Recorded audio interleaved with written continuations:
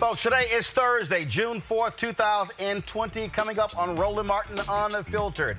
The first of 3 funeral services for George Floyd took place today in Minneapolis. We will have all of what took place, including the call for changes to laws in this country by Ben Crump, the family attorney. Congressman Al Green is here to talk about the urgent need for police reform on the federal level. Also today, the hearings for the preliminary hearing for the man who killed Ahmaud Arbery started. One of them, shocking testimony, not shocking to us, where one of the men stood over his body and said, "Here's a nigger." We're going to play it for you. In Asheville, North Carolina, video shows police destroying a medical station for protesters. Also today in Richmond, Virginia, Governor Ralph Northam says he'll remove the Robert E. Lee statue as soon as possible. We'll be joined by Lieutenant Governor Justin Fairfax, as well as a descendant of Robert E. Lee on the show. Plus, will we see a spike in coronavirus cases as a result of the protests nationwide? And will black people continue to be the most effective? We'll talk to a public health expert. And New Orleans Saints quarterback Drew Brees has apologized for his flag comments, but he's pissed off a lot of brothers in the NFL, including his own team members. And 2 crazy-ass white people today, Florida and Texas, as always. It's time to bring the funk on Roland Martin Unfiltered. Let's go. He's got it. Whatever the miss, he's on it. Whatever it is, he's got the scoop, the fact, the find. And when it breaks, he's right on time and it's rolling. Best believe he's knowing. Putting it down from sports to news to politics. With entertainment just for kicks, he's rolling. It's on go, y'all. It's Roland Martin, yeah. Rolling with Roland now. He's funk, he's fresh, he's real, the best, you know he's Roland Martin now.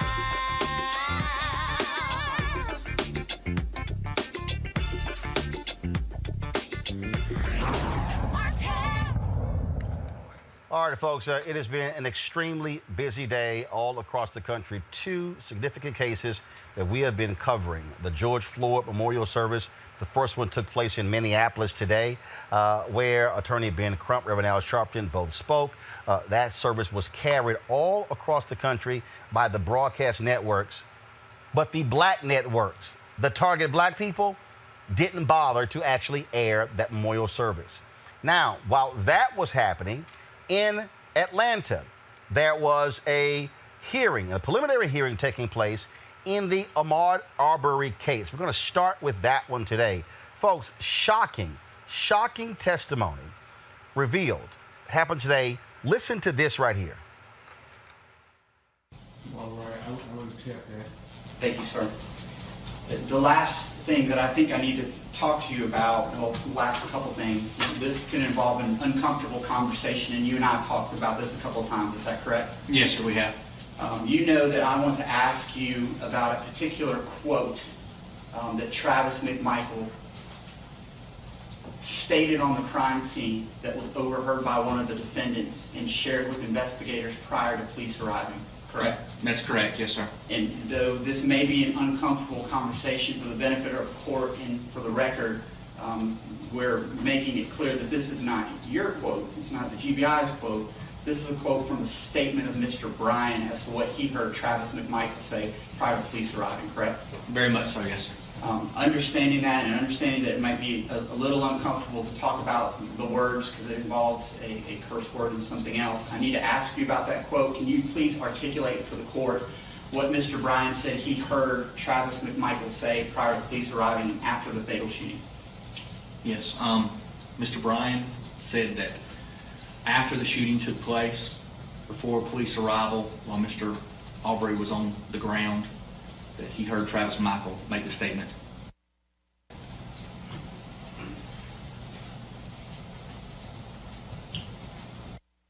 He stood over the body of Ahmaud Arbery and actually called him a nigger. My pal, Dr. Greg Carr, Chair of the Department of Afro-American Studies, Howard University, Erica Savage-Wilson, host of Savage Politics Podcast, Reese Colbert, Black Women Views. Greg, I want to start with you.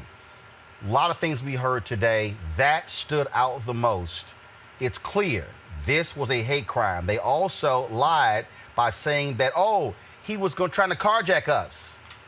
No evidence thus far. Lots of revealing testimony today out of Georgia. Yeah, Roland, of course, and it's very much consistent with what we see when we start talking about anti-Black violence in this society. We're going to believe me or your lying eyes, or in this case, me or your lying ears. Of course he called him that. And the question is, why does William Bryan, why is he so animated in trying to get ahead of this? We don't know the relationship between the three men, including Bryan. We don't know if he's angling for a deal. But at the end of the day, while it certainly might be shocking in a general sense, I don't think that any of us who have been Black in America and paying attention were in any way surprised at this situation. Erica, again, when you look at what took place today, when you heard that particular testimony as well, man, it was just unbelievable. And without a doubt, it exposes those DAs who pursued nothing, who didn't interview anybody. When you listen to that, this was about his race. Absolutely, Roland, and that it was 3 DAs that were too limp to take action. And thinking about Mr. Bryan, I think that it is most appropriate, as he is being charged with felony murder, which carries with it in the state of Georgia a penalty of either life in prison without parole or the death penalty. So him scrambling to make up some type of excuse or make up some type of conversation that either was had or wasn't had is really really doesn't matter as for me. What I'm thinking about is that his car was weaponized. He was a part of a crime that effectively lynched a 25-year-old man who they made up a story around with this property owner, Larry English, to say that they felt like he was doing something suspicious when video shows very plainly that Mr. Arbery wasn't the only person to go on that construction site and just look around in that house, that there were plenty of white people and white children that had actually been on that property throughout the day to just see what was going on. And so where my heart is, you know, you're saying it's unbelievable and true that, but definitely not for Black lives and Black bodies. And that my heart goes out for his mother who had to leave the courtroom because of all that she'd heard. So this is really par for the course. And what I think America is largely seeing is really just how dangerous whiteness is. Again, it's an all-day hearing that lays out the preliminary facts. And it's just, again, listening to this is not the full case. But listening to this, how in the world could any DA come to the conclusion, no need to make charges? These white DAs were trying to protect these white men for killing, chasing down, and lynching a Black man. That's precisely what it was. It's literally a modern day lynching, an extrajudicial killing that happened with these 3 white men chasing down, hunting, assaulting, because William Bryan actually hit Ahmaud Arbery with his car and then tried to claim he was carjacking him. No, he was running for his life. And these other, the McMichaels shot him multiple times, stood over his body and called him the N-word. That is a lynching. It's a 2020 lynching. And part of a lynching is that there is no justice in this country of America, and it has never been that way. And even today on the Senate floor, Rand Paul is arguing against an anti-lynching bill that had previously passed multiple times unanimously in the Senate and has passed multiple times in the House. And you have to have Senator Kamala Harris explain to Rand Paul that even if somebody's guts are not ripped out, even if the casket is not a closed casket or an open casket in the case of Emmett Till's mother's bravery, it's a lynching. And she invoked Ahmaud Arbery today, and it's just absolutely sickening to see the amount of evidence that this is clearly a lynching, a targeted execution of a Black man who was doing absolutely nothing to these people. And they got away with it. That is a tenet of white supremacy, a white supremacist government, and the system working as designed, which is to protect white men and their ability to hunt down and kill Black people without any kind of consequences. It's important for us, again, so much of the attention is on the George Floyd case. When people have to understand, anytime you have video involved, that is what is going to get the lion's share of the attention. And so that's what you're experiencing here. But the fact of the matter is this here. This case here is also tied to police. And so even though these two individuals were not police officers, one used to work with law enforcement, this shows you the cover-up that exists and also this relationship that exists between law enforcement, such as district attorneys, such as cops there in that particular county, and of course these two men here. And so we can't overlook that case as well. Same thing when you talk about what took place in Breonna Taylor. That case also is being reopened now for the investigation. Has anybody heard from the Black Kentucky Attorney General on this case? I'm just curious. I haven't. Gotcha. No. But, you know, look, come on. You're Black conservative, but you're the Attorney General. Can you say something?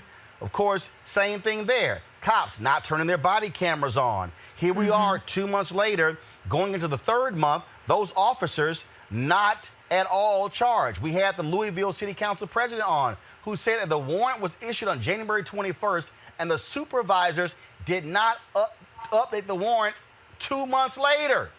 Had the supervisors simply updated the warrant, there would have been no need for a no-knock warrant on the home of Breonna Taylor. Well, Roland, I think this is important. What you observe, what you're pointing out is very important to understand. Two things. Number one, every white person in the country is deputy police. When we look at whiteness in its policing dimension, the police are the official people who wield violence. But a white person dealing with a Black person can become deputy police in this sense. So there's expanded field of violence, certainly in the South, where the slave patrols were the origin of policing. So, of course, there's going to be an organic relationship. That's number one. Number two, especially when they were ex-law enforcement, as the case with the father. But number two, this is very important. I think we have to be careful now because it seems that there's a normative framework emerging for being able to charge police when it comes to Black death.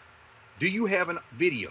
Do you have an audio? If you don't, then you just take the police's word. And if you do, we're still going to try to undermine the credibility of even that type of evidence. But the most important thing finally to understand is that as these frameworks of violence operate, when we start talking about law enforcement, remember Kenneth Walker, the charges would drop, but would reserve to represent them. So he isn't out of the woods yet.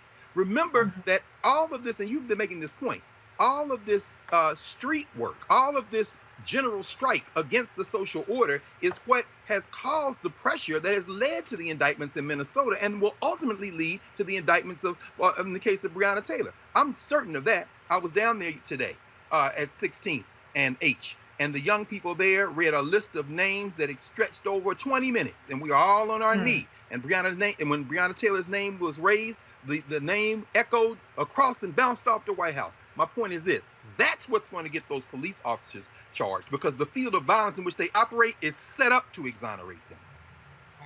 And can I just interject here too? Because in Tatiana Jefferson's case, there was, footage. So that made the difference between a Tatiana Jefferson versus Breonna Taylor getting justice. And so to your point, Greg, it's really, or Dr. Carr, it's really almost as if it's not caught on camera and broadcast for everybody to be traumatized by this footage, then it gets swept under the rug. And absolutely, and to Bree and to Dr. Carr's point, this is important for especially white America to see that really the burden of proof is almost on Black people. So not only are we fighting systemic racism on every front, but to believe that because something has happened to us, be it something that was fatal or something that was non-fatal, that the burden of proof is on the Black body. And that is the bullshit that has to stop. Folks, today, of course, all the attention was focused on Minneapolis, a university there where they had the memorial service for George Floyd. It is the first of three. One took place today. There will be another one in North Carolina on Saturday, and then the final resting place will be at the Fountain of Praise Church in Houston, Texas. Here is what took place today. Praise God. Praise God. In the midst of our pain, praise God, we're going to still praise you. It was not the coronavirus pandemic that killed George Floyd. I want to make it clear on the record. Will Packard, it was that other pandemic that we're far too familiar with in America, that pandemic of racism and discrimination that killed George Floyd. We learned one thing: the Floyd boys like to eat. And also, they had a conversation with Tyler Perry, and it was pretty profound because they said, we are the big extended black family that you portray, Will Packard and others, on your movie screens, because we all need one another. And you can tell this family always needed George. And so it's awfully difficult for them. The plea for justice is simply this. Dr. Martin Luther King said, he who passively accepts evil is as much involved in it as he who helps to perpetrate it. He who accepts evil without protesting against it is really like cooperating with it. You know, T.I., on that video, what we saw was torture. Reverend Jackson, what we saw in that video was inhumane.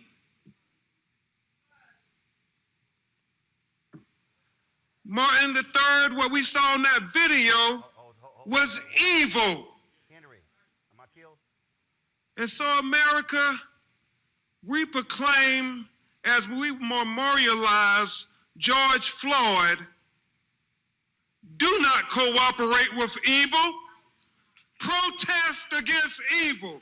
Join the young people in the streets protesting against the evil, the inhumane, the torture that they witnessed on that video. We cannot cooperate with evil.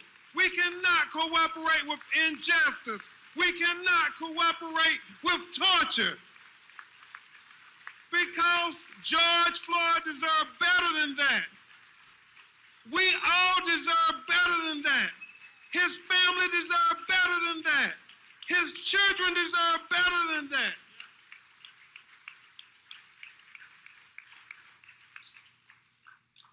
Steve, all George wanted from life is what any of us want.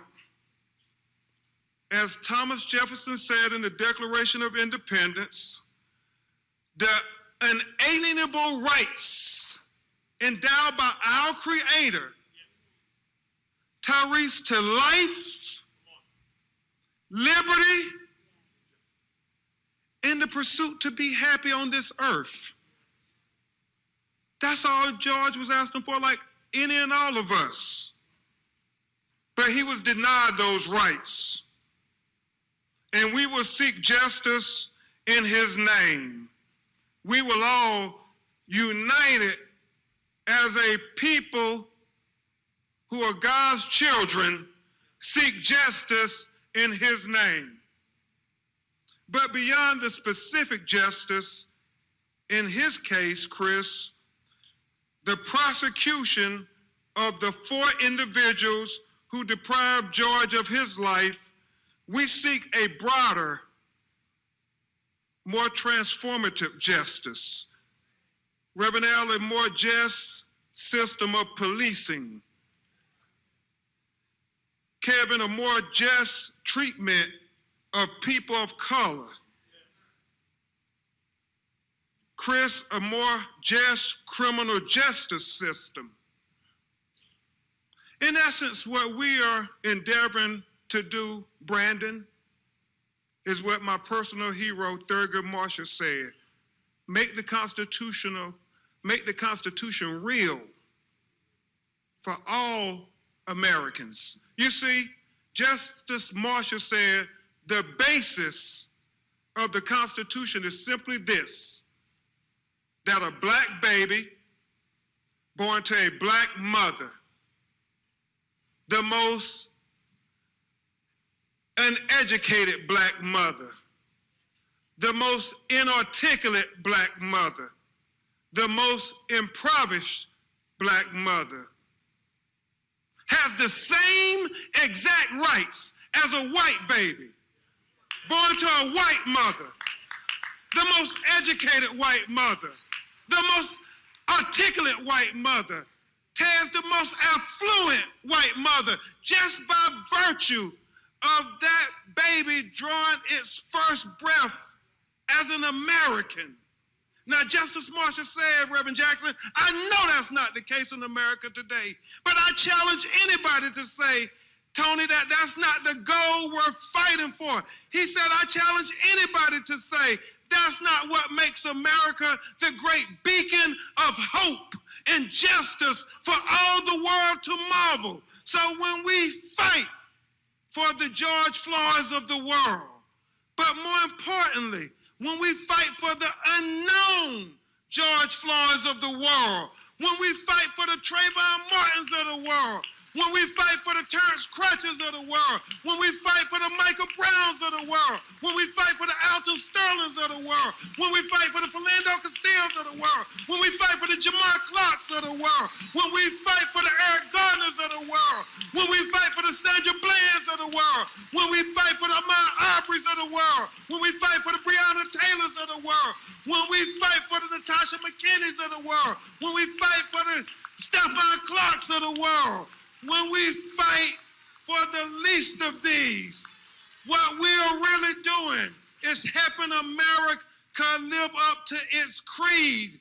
What we're really doing is helping America be the great beacon of hope and justice for all the world to marvel. But most importantly, brothers and sisters, what we are doing is helping America be America for all Americans.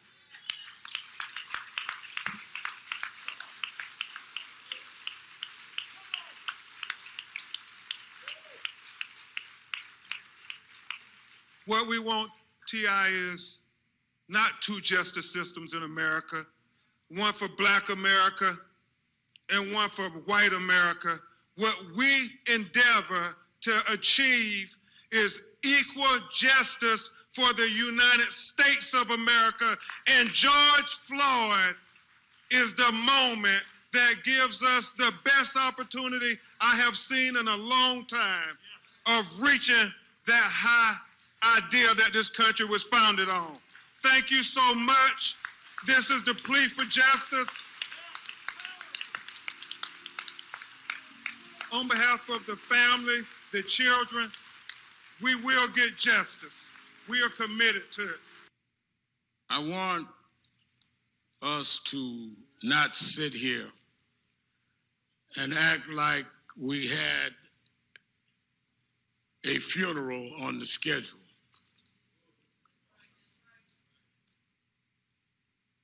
George Floyd should not be among the deceased. He did not die of common health conditions.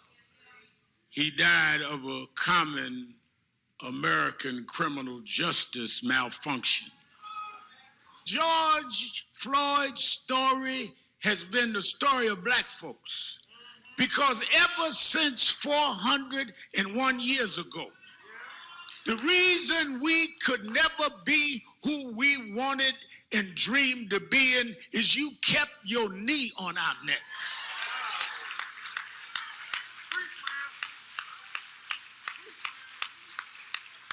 We were smarter than the underfunded schools you put us in, but you had your knee on our neck. We could run corporations and not hustle in the street, but you had your knee on our neck. We had creative skills. We could do whatever anybody else could do, but we couldn't get your knee off our neck. What happened to Floyd happens every day in this country, in education, in health services, and in every area of American life. It's time for us to stand up in Georgia's name and say, get your knee off our necks.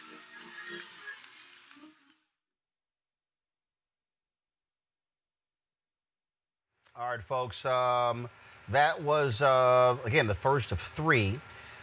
The most important thing I think we heard today is what Ben Crump said, Erica, and that is, this is not about another death, another settlement for the family, another moment where we are, sad for them, and the city writes a check, and then maybe whatever happens to the cop, move on. No. I keep arguing why this is different. It's because there has to be systematic change that now happens. I said this on ABC News last night, on local, on city, county, state, and the national level to deal with police reform, period. Absolutely, Roland.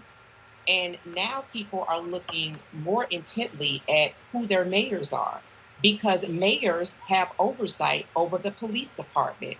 For those who who thought that this was going to be a moment where it was kind of the same thing that they were accustomed to seeing, that this would be something that would just kind of die down after a couple of days, hell no.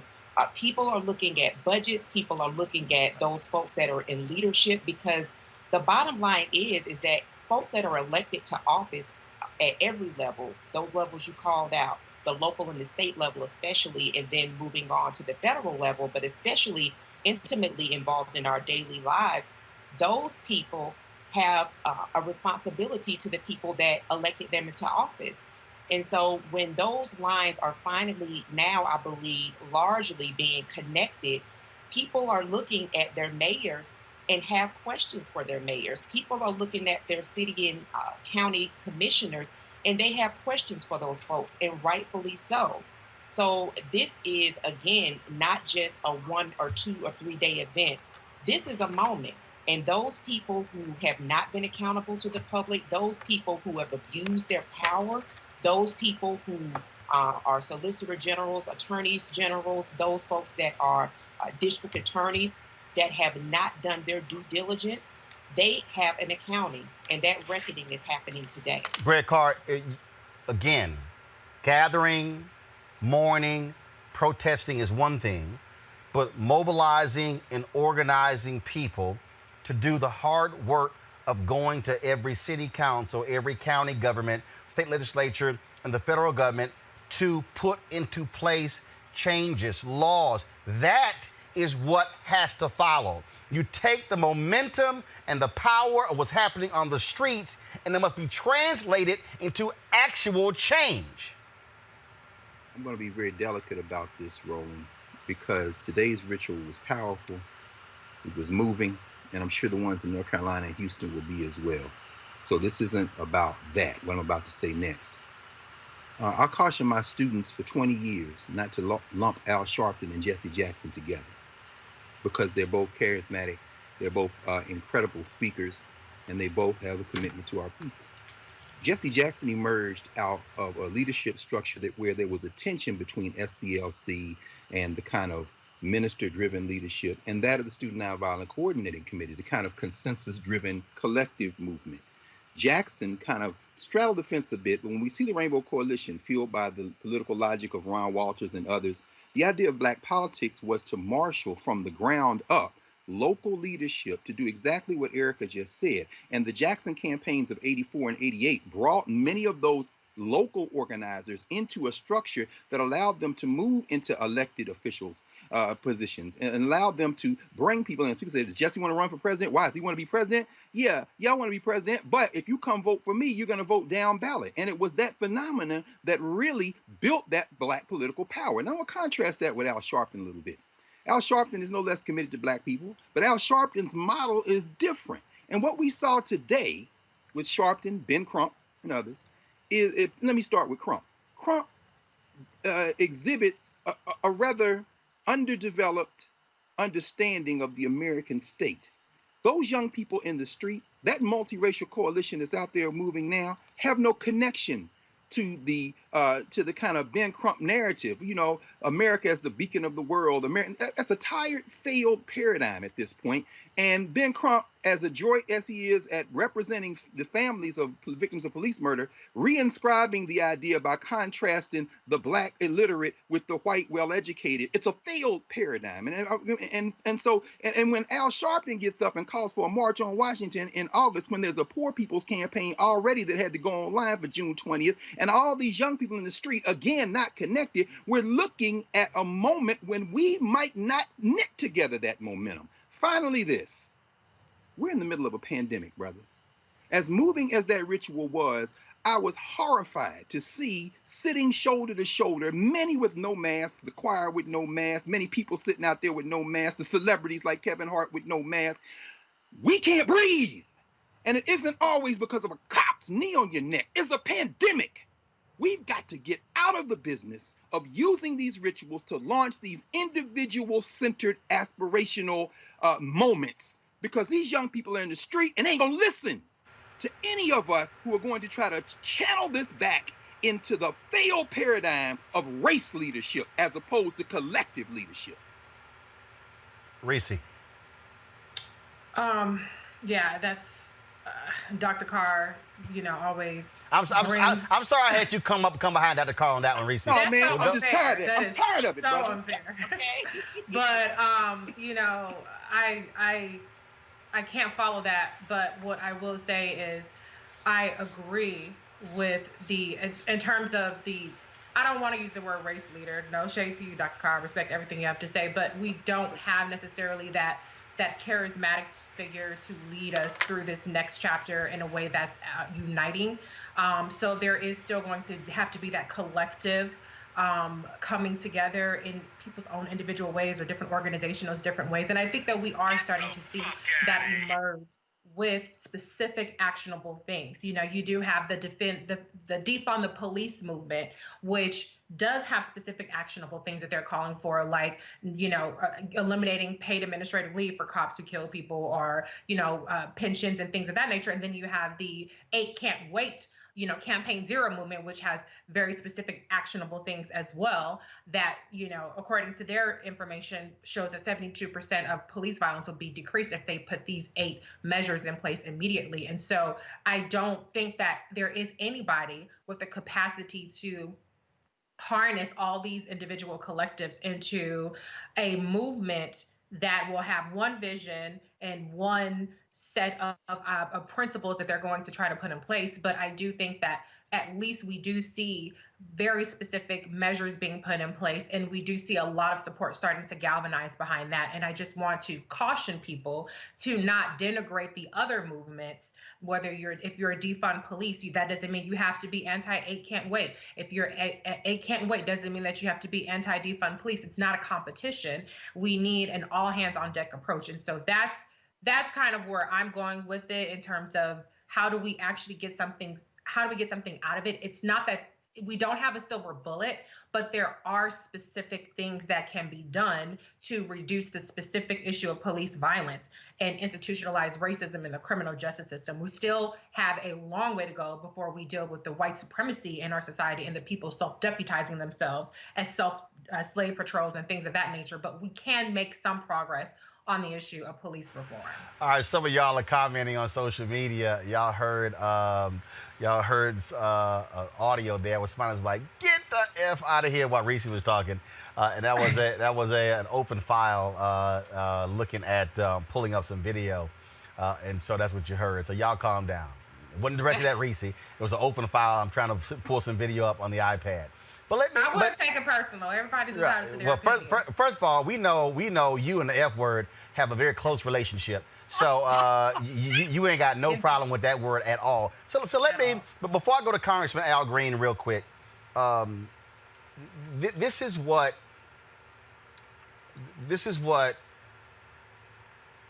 I'm looking at, and I think really what Greg was talking about.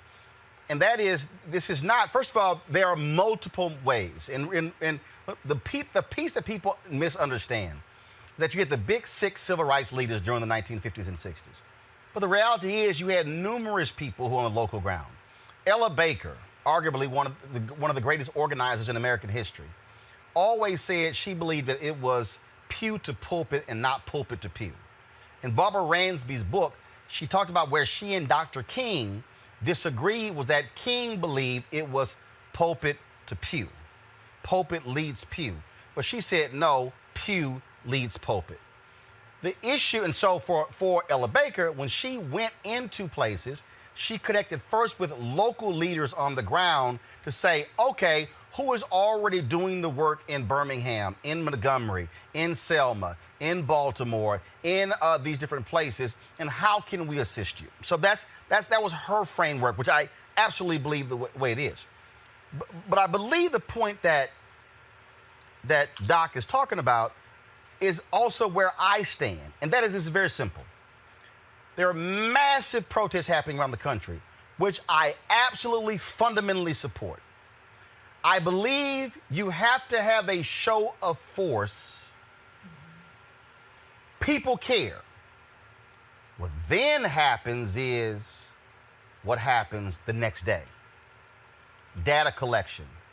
Who's here? Names, phone numbers, emails. Because when it's time to go before the city council, when it's time to go before the school board, when it's time to put the pressure on the state legislature, when it's time to put the pressure on the county government, when it's time to deal with who governs the sheriffs and the constables and the school resource officers and the city police officers, and then also on the state level, then you've got to be able to move people like pieces on a chessboard. And that you have to do that without the benefit of a mass march. Because what people keep forgetting is that the civil rights leaders presented John F. Kennedy with a massive civil rights bill in 1961. He gets assassinated November 22nd, 1963. President Lyndon Baines Johnson agrees with the entire civil rights bill, but he then says, I can't pass it all at one time. So, Civil Rights 64, Public Accommodation, Voting Rights Act in 65, 68 Fair Housing Act. That was a 5-year process. But he understood how you have to get it done. And that was just the federal level. We ain't even talking about state, county, city. So, Greg, really where we are is that those who have infrastructure must now go, okay, what's our plan of action? And to all of y'all who are in Portland, and Seattle, and Minneapolis, and New York City, and Houston, and Huntsville, and Birmingham, all these different places, how are now we going to begin to organize and mobilize all these pieces? So, and I get the connection with the March on Washington anniversary, but Congress is not in session on August 28th. So now it's, okay, how can we now move people to, your point, Reese, Campaign Zero, Bail Project, this, because you got to send people to organizations to now do the work, Greg. Brother, Roland, I appreciate that. And Reese, I'm with you. I mean, we have to have coalition politics. The idea of charismatic leadership has never worked. As Brother Stokely Carmichael, Kwame Ture used to say, If you put Martin Luther King in Montgomery by himself, he will be killed. It was the women washing clothes in them white women's houses that kept staying off the bus that did that. It was E.D. Nixon and the old Brotherhood Sleeping Car Porters Coalition. It was, of course, the Selma the Dallas County Voter Rights League. We started talking about the formation there. So again, Al Sharpton is an important figure. And I'm certainly not here to beat up Al Sharpton because I'm old enough to remember. And I watched those kids out there in the street today name Eleanor Bumpers, name Michael Stewart, name those victims of New York Police Department when Al Sharpton himself was on the outside looking in. But when you get absorbed into a structure that requires you to come in but tries to keep everybody else that you represent out, you end up in a position where you become a representative type. There is no need for a March on Washington in August that does not incorporate, to the point that you're raising, all the momentum of what's going on right now. And what we've witnessed over these years is that everybody wants to have their own kind of clientele, constituent assembly to create their organization. This is why the Student Nonviolent Coordinating Committee was created. I'm so glad, Roland, you mentioned Ella Jo Baker and talked about her and Barbara Ransby's book, because remember that SCLC, NAACP, and others wanted those young people to join their youth divisions. And it was Ella Jo Baker that said, no, this must be driven by your initiative, and I will not lead you. That's why they called her Fundi. She actually busted Bob Moses, any of them, they'll tell you, we loved Ella Baker because Ella Baker said this movement must be driven by you in coalition with everyone else, and I'm not going to lead you either. Well, in fact, coalition is the only way we make progress. As Ransby report, there was a meeting at the President's House of Shaw University with Wyatt T. Walker and Dr. King to actually do that because the SCLC gave $500 to put the conference on. And she busted into the meeting uninvited and said, no, y'all ain't doing what y'all planning. Y'all need to read that book. To that point, before I bring on my next guest, at 8 p.m. tonight, after we go off, folks, we're then going to restart a Zoom with the National Cares Mentoring Project. Susan Taylor, go to my iPad, please. And so this is called, let me increase it here, exactly what we're talking about. Strategies for justice, wise words, and taking action. I'll be moderating. Tamika Mallory, David Johns, Ryan Haygood. It'll be an opening prayer by Dr. Bernice A. King. The whole point is for us to begin to talk about strategies. We have anger, we have righteous indignation, but now we must take that and then attach strategy to it, which is bringing me to my next guest. That is, what will Congress be doing? Joining me right now is Congressman Al Green of Texas. Congressman, you're there from Houston. George Floyd, of course, is from our native Houston, went to the same high school I did, Jack Case High School. Congressman Hakeem Jeffries is putting together a massive police accountability bill. Joe Biden mentioned that in his speech the other day. That's the role of Congress when it comes to coming up with legislation to deal with a police accountability. Give us a sense of what you want to see get done on the federal level in that particular bill or other bills. Well, thank you very much. And I want to thank your guests and you for the history lesson. It was nice to take a walk down memory lane. I'm 72 years old, and much of what you have spoken of, I have lived and witnessed. And I'm going to answer your question, but give me one privilege, please. Go right ahead. We all remember that conversation, black men, that you have with your parents about how you are to behave in the presence of white women. I remember the conversation quite vividly. My mother made it very clear to me, perspicuously so, that you should never be alone with a white woman. And I think now we have video that we need to add to the conversation so that little black boys will understand not only what their mothers say, but what they can see on the video that happened in Central Park with Mr. Christian Cooper. That video is something every parent ought to save and present to children. As a matter of fact, I don't think you can see it too much. I think it ought to be played and replayed because Miss Cooper knew exactly what to say and how to say it so as to cause the person who was on the other end of that phone to react in a very hostile way if he arrived on the scene. I thank God that Mr. Cooper, Christian Cooper, is still alive because it could easily have ended in another way. So thank you for having me on. Now, to answer your question, I think that we cannot continue to silo these issues such that we deal with one issue and then another and another. It is obvious that it is systemic and it's institutionalized. And I think we have to take a more lofty approach to it. Yes, we have to concern ourselves with the policing.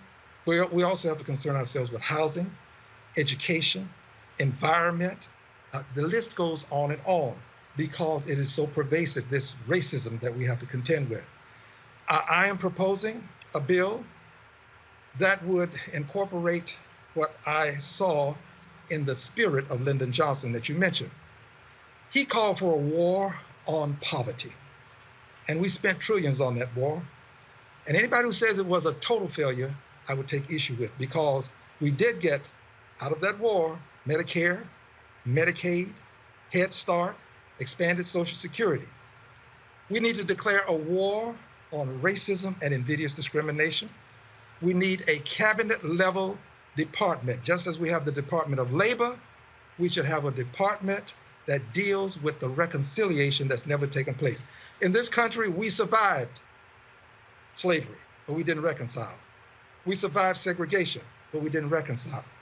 I'm calling for a cabinet that will be available to us, a cabinet secretary, a secretary of reconciliation, whose job it will be to develop a strategy and implement the strategy. And this would not be antithetical to any of the other things that are taking place. I think all of these other things can complement what we're trying to do legislatively. But to implement this strategy and to come to Congress on a semi-annual basis and give us the progress being made on implementing the strategy to eliminate racism and invidious discrimination. I don't want to manage it. I don't want to curtail it. I want to fight to end it. I think this bill would do so. I'm working on the bill. I have a resolution currently that calls for this bill. It's been signed by several members of Congress. But as you know, dear brother, I am a liberated Democrat. I speak truth to power and about power. I see myself in the vein of Shirley Chisholm, the woman who said unbought and unbossed. So a liberated Democrat has an uphill fight when it comes to this kind of legislation. But I plan to take that fight to the hill because I think it's a fight worth fighting. We need a cabinet secretary. But you also need the people to be mobilized and organized to put pressure on the members of Congress if you talk about a police accountability bill. Again, you can have folks out in the streets today, but if you have nobody knocking on doors in the halls of Congress tomorrow, then you lose the advantage. I do not differ with you one scintilla. Absolutely. The people always make a difference. This is why I'm on your program, to call to the attention of the people some of the needs that we have. I believe in police accountability. I think we can accomplish that in many ways if we can pass the legislation. Yep. So I'm pushing for legislation, but the legislation has to be pushed by people. I do not deny it. So I'm appealing to people, all of the various interest groups. Let's get behind a notion of having a cabinet level position. Got it. Cabinet position. Right there, when the president sits at the table, we have somebody at the table. Listen, this is not a panacea, but it does put us in the White House all the time. And I would say to you, we ought to fight and lobby to make sure that we get someone who has an understanding of what you have been saying here tonight in that position as that secretary. This is where the people will come in. They will demand, hopefully, in ways that will be very moving and forceful, that we have a cabinet secretary that can relate to the things that you have been talking about. It's not going to be a charismatic leader. It's going to be a very understanding, a very intellectually prowessed person who can comprehend what needs to be done and then build the strategy around getting it implemented. Not going to be easy, but at least we'll be moving in the right direction. In the history of this country, we've never had a reconciliation committee. Other countries have had them, but we have not. So this is a step in that direction. Congressman Al Green, we really appreciate it. Thanks so much. Thank you, good brother. All right, folks. In a moment, we're going to talk about what's taking place. Remember, yesterday we talked to Randall Woodfin, who is the mayor of Birmingham. They took down that massive Confederate statue in Lynn Park. Now, you got a lot of white folks who are really, really, really upset, not happy at all with that. Well, today, Virginia Governor Ralph Northam announced that Richmond's Robert E. Lee statue is going to be removed and put in storage as soon as possible. Now, you see the photo right there of that particular statue. Now, you remember when they had the previous marches, folks they march around and they rally around these particular statues.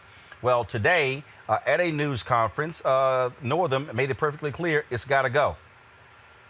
Message that this sends to people coming from around the world to visit the capital city of one of the largest states in our country, or to young children. What do you say when a 6-year-old African-American little girl looks you in the eye and says, "What does this big statue mean? Why is it here?" When a young child looks up and sees something that big and prominent, she knows that it must be important. And when it's the biggest thing around, it sends a clear message. This is what we value the most. But that's just not true anymore. You see, in Virginia, we no longer preach a false version of history, one that pretends the Civil War was about state rights and not the evils of slavery. No one believes that any longer. And in 2020, we can no longer honor a system that was based on the buying and selling of enslaved people, not in 2020. So I want us all to tell that little girl the truth. Yes, that statue has been there for a long time, but it was wrong then, and it is wrong now. So we're taking it down. Folks, and we're seeing this all across the country. In a moment, we'll be talking with Lieutenant Governor of Virginia, Justin Fairfax. Greg, what's interesting about this is that you're seeing this connection now. You're seeing where folks are connecting police brutality, whiteness in those spaces. You're seeing what's happening in terms of these Confederate statues. I keep telling people, this thing is different. People are going, no. We can't sit here and play games anymore. Y'all got to take white supremacy down. And the reason they target the symbols, which is also why we talk about this Drew Brees conversation. To his point, Mr. Blackface, I ain't forgot. Let's be real clear. Hello. The symbols matter because America loves to rally around its symbols. White America does. I guess Black America does too. I'll never forget when they put Arthur Ashe on Monument Avenue from the torso up or his legs up. And he didn't even get a full statue. But Robert E. Lee is the statue that's on public land. That's why Ralph Northam can do that, because the Virginia law enables him to have the sole authority to move it. It was also erected in 1890, the only one in the 19th century. However, let's not forget that it was the United Daughters of the Confederacy who moved in a panic because the flood overwashed their little headquarters last week in Richmond, who also then moved to subsidize the Stonewall Jackson Monument that's on Monument Avenue, the Robert E. Lee, not just the Jefferson Davis, the president of the Confederate States of America. And the second monument after Robert E. Lee was the Jeb Stuart Monument. These are domestic terrorists. These are traitors to the America that Ben Crump apparently thinks is the beacon of light to the world. I'd like to give that brother a couple of books and then perhaps walk him through them. But if you've got those statues in an American city, you have embraced traitors to the United States of America. So I'm glad they're starting with Robert E. Lee, but Jeb Stuart, Jefferson Davis, Stonewall Jackson got to come down. And if taking Frank Rizzo down in Philly, and I love that last night with Brother Wolfen, taking down that monument in Birmingham is any indication, it's not happening because of politicians. I'm glad Justin is coming on so we can have a conversation with the Lieutenant Governor. But make no mistake about it, Brother Fairfax is in a position to be able to exert pressure to do that because everybody's in the street now, and they are using these monuments to try to build a temporary levee to stop this flood that's going to overwash them, called the general strike against this existing social order. Yes. Your point has been to point out along, it's the streets that are making these people do this. Let's go right to Lieutenant Governor Justin Fairfax of Virginia. So, Lieutenant Governor, glad to have you back on Roland Martin Unfiltered. Thanks so much, Brother Roland. Always great to be with you and your wonderful panel. This decision by the governor, how did he come to this conclusion?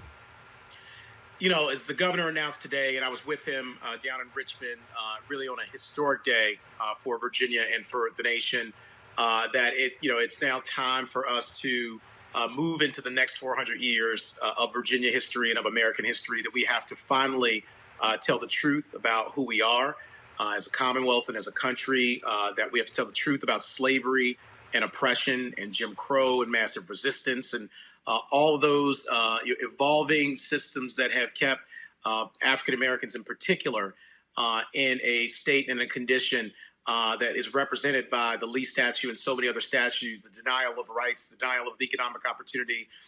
And what I said is that today, taking the Lee statue down and any other statues, Confederate statues that will come down, was really just a down payment on a much larger amount of work that we have to do to unravel and defeat the systems of oppression that have oppressed Black and brown people here in this nation for now 400 years, beginning in Virginia. So we have living monuments to the Confederacy and to slavery and to segregation. Those living monuments are the schools that are substandard in Black communities where kids are going and not being given the opportunity to get a high quality education, where the buildings are falling down. They are our healthcare system, which is broken and have negative health outcomes disproportionately for Black and brown people. It's our broken criminal justice system. And you know that we did a justice summit recently and have some solutions, legislative and others, coming out of that, where Black people are overrepresented in our prison system by 3 and 3.5 times when you look at juveniles and adults. So those are the living monuments to the Confederacy and to the history of oppression that then hand down that oppression from generation to generation to generation. So these monuments need to go. The symbols are important, but so are the living monuments that make the oppression real every single day. And I'm committed to making sure we do that work in Virginia. 2020 is the first year of the next 400 years in America. And so we can write a new chapter and a new narrative. And I was out there with the protesters, making sure that their voices were heard, that they stayed safe. They were fired upon, as you may have seen, with tear gas, and I thought that was horrific, by the Richmond Police Department. And the mayor of Richmond and the Richmond PD apologized. But I went down the next night because I thought that should never happen. And so I stood in the middle and I said, if you're going to fire tear gas at them, you better fire at me first. And so they didn't do it, and I marched with them that night, and now we have change. The thing that stands out that I'm seeing, the Frank Rizzo statue removed in Philadelphia, the two Confederate statues in Birmingham. What's happening there in Virginia? First of all, what is the timeline? When is it going to be removed? I will be removed pretty soon. There's not a date certain set, but a week, 2 weeks, a month? Look, I don't want to put a date on it when there's not a date certain, but here's what I will say. I think in the relatively near future, the governor issued the order today. Has already had the agency designing plans right now to take down the statue. The bronze portion, which is the large horse at the top, if you've seen this massive statue of Robert E. Lee, will be taken down first and put in a warehouse. And then there are going to be discussions about what to do with the pedestal, with the base of it, whether or not to demolish it altogether, to repurpose it for something that represents something different about who we are in Virginia. But it will be done, in a swift fashion. And again, I think you're going to start to see that happening all around the Commonwealth of Virginia. But this was on state-owned property within Richmond city limits, and so the governor made that bold decision, which I support. And today we announced what I think is going to set off a lot of activity around the country about telling the truth about what our history is, but also a different narrative about who we are going to be going forward. Final question here, and that is, statues is one thing, but also policy is another. When it comes to what you see people calling for use of force, do you have any plans to introduce anything to change Virginia State Police? when it comes to use of force, dealing with some of these issues folks are talking about, these local police departments with Bill of Rights, things along those lines. How is Virginia going to reform its police departments? Yes, we absolutely have to make sure that we're implementing policies, legislation, and substantive policy changes to deal with these issues around police brutality in Virginia and around the country. So re-examining the use of force policies for each of our various law enforcement agencies. And you'll recall we have the state police, we have our Capitol Police, we have jurisdictions all around Commonwealth, counties and cities and towns that have their own police forces. So they all should be reviewing their own use of force policies. We also need civilian review boards statewide so that when force that is excessive is alleged, that the citizenry can actually participate in that process and also hold officers accountable. What we saw in Minneapolis with the former officer now who murdered George Floyd in cold blood, he had reportedly up to 17 complaints prior to this deadly, horrific incident. So, there needs to be accountability from the citizenry. We also need to implement things like body cameras for all of our law enforcement agencies. We need to have certification and training that is standard so that every law enforcement officer meets a certain level of training that they've done. And we need to be able to track officers who engage in excessive force so that they can't simply do that in one city or one town, get fired or disciplined and move over to the next city or next town and begin to do the exact same thing when they're hired on a different force. So there are some really concrete and specific proposals that we need to begin to implement here. We'll be back in our session legislatively in January of next year. And there will be, I know, a lot of legislation put forward and voted on to change the laws here with regard to policing. But as you, Roland, have pointed out so many times, this is such a critical issue. It's been brought to the fore by all the recent activity that we've seen, but this is a broad conversation around racism. This is one manifestation of it, because Ahmaud Arbery was murdered by people who were not police officers. Obviously, one used to be in law enforcement, but he was murdered by vigilantes and lynched on the street in Georgia, hunted down like prey. Breonna Taylor, obviously, as a result of the police killing her while she's sleeping, an EMT in her house. Tamir Rice, so many, the issues go on and on and on. Not to mention in a park in New York City, where someone made a false allegation against man Christian Cooper, and had that not been filmed, we could have been talking about another hashtag and a life taken by something that should never have happened. So this all goes to the heart of racism, which again, 400 years ago, first enslaved Africans were brought here to the Commonwealth of Virginia, forced to land in Hampton Point Comfort, and we have been living with the legacy of that slavery in one form or another for 400 years. So 2020, again, is the first year of the next 400 years. And we've got to write a different story, a different chapter in American history. And I think what we've done today is a significant start to that, but it's only a down payment. Policies and laws need to change. They will change here in Virginia and hopefully around the nation. All right, Lieutenant Governor Justin Fairfax of Virginia, we appreciate it. Thanks a lot. Thank you. God bless you all. Thank you. Folks, last weekend, to Greg's point, some 20,000 people, new cases of COVID-19 in this country. Now we've been seeing hundreds of thousands of protesters across the country out there, not social distancing, packed in very close quarters, raising new concerns about the spread of coronavirus. In a moment, we're about to talk to Kimberly Butler-Willis, actually two health experts about this particular issue. To Greg, Reese, and Erica, I'll be honest with you.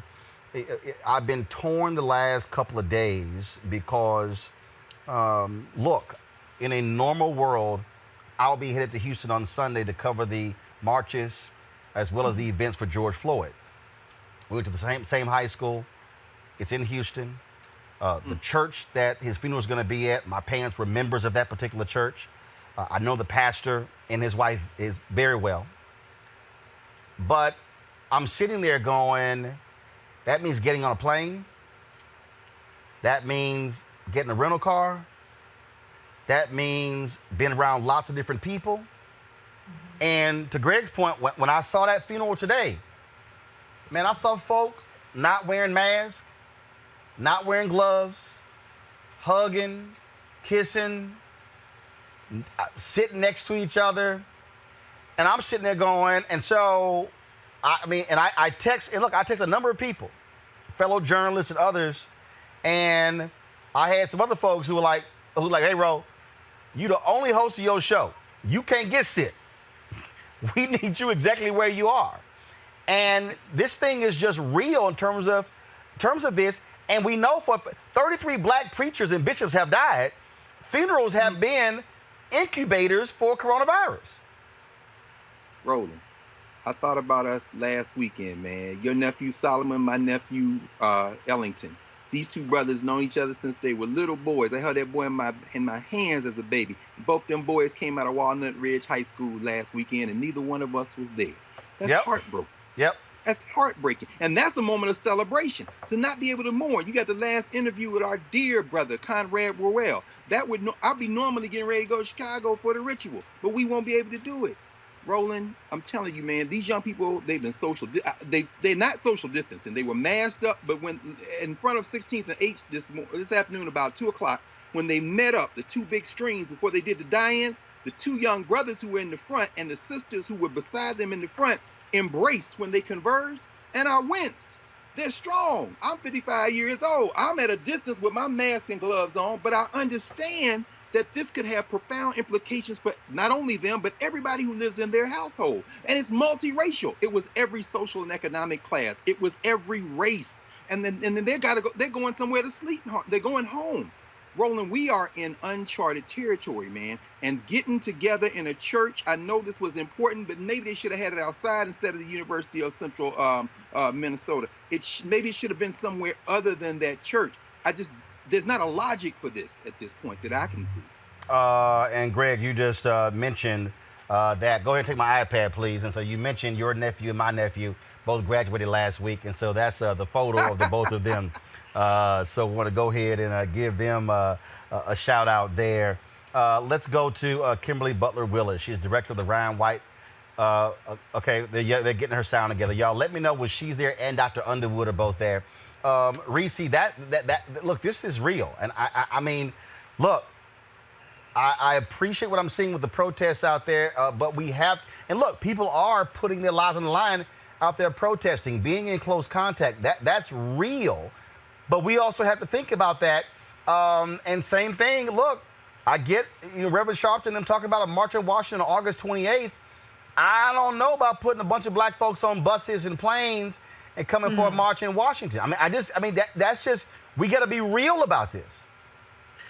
We do. I was watching the memorial, and I just had this irrational, just hope that maybe, enough people have on masks, or maybe it's not as bad as what this data unequivocally tells us is bad, because people really have this cathartic need to release and to be together and to protest, and it's completely rational for that need and for them to express that need in the way that we see. But it's also terrifying to see the great dangers that people are putting themselves in. And to Dr. Greg's point, Carr's point, we're in uncharted territory. We have a pandemic and massive uprisings. And in a week from now, we will see what the situation is. But I mean, I can't help but go back and forth between this just irrational hope that maybe it just won't be as bad. And so I'm glad you have these experts on the panel tonight. But I'm torn like you all are, because I would love to be out there. I was out there protesting the Brett Kavanaugh. That was the last real big march that we had out here in D.C. area.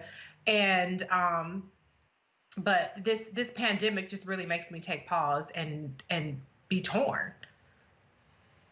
Erica.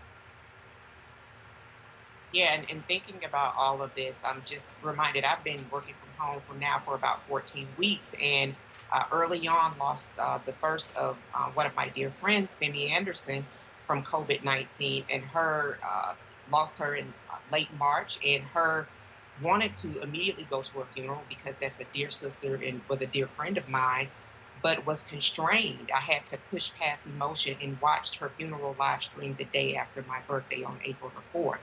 And so I understand really people wanting to get out and to make their voices heard and to make their voices known. And it really is a real thing for the Black community, that even though that we are in, as Dr. Carr said, uncharted territories, that there are always these life and death decisions that our community is forced to make, sometimes on a daily basis.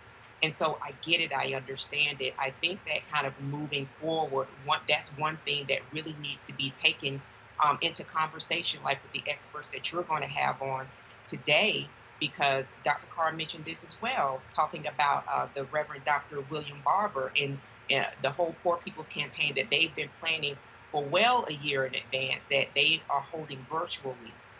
And so hopefully that there will be people that have expertise that are able to get to the folks that are organizing this march that Reverend Sharpton announced, to just do it in a different way, because, Congress, at least the House side, is not in session. They're not there now. And so those are things that really just have to be considered and galvanized in the heart of the people. I want to pull up right now Kimberly Butler Willis. She's the director, the Ryan White Wellness Center, and managing director of Good Stock Consulting. Glad to have you on the show. Also joining us right now is Dr. Janice Underwood, Chief Diversity, Equity, and Inclusion Officer for the Commonwealth of Virginia. Dr. Underwood, I'll start with you.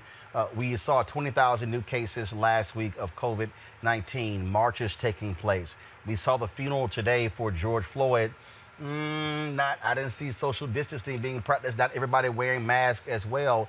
That is of concern, that to have hundreds of thousands of people protesting could very well lead to a dramatic spike in COVID-19 in cities across the country. Do you share the same concern? I not only share the same concern, Roland, I know that we are in a pandemic that is disproportionately killing Black, Brown, and Native lives at alarming rates. The issue, though, however, is that there has been a public health crisis that have been killing Black, Brown, and Native lives for the last 400 years. And so I think what people are saying is that we realize that we're in a pandemic, but so many people are fed up and tired of a knee on their neck, and they want their voices heard. And so I'm excited about the work we're doing in Virginia to address both public health crises. Dr. Willis, are you there?